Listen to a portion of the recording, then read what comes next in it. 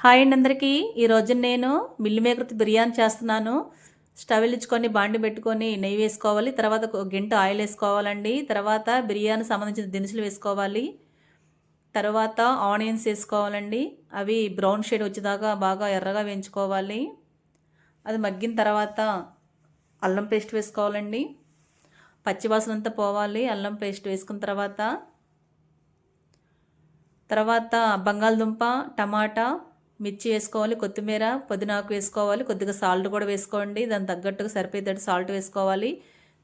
అవి మనం వేడి నీళ్ళలో ఉడకబెట్టుకున్నాం కదా, అది పిండి వాటిలో వేసుకోవాలండి. మిల్ మేకరు, కారము, ధనియాల పొడి,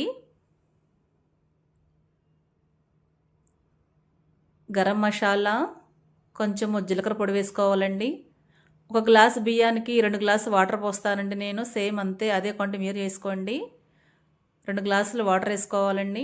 అది బాగా మరగనివ్వాలి వాటర్ కూడా. అవి బాగా మరిగిన తర్వాత మనం నానబెట్టుకున్న బియ్యాన్ని దాంట్లో వేయటమే. అంతేనండి, రెడీ అయిపోయింది.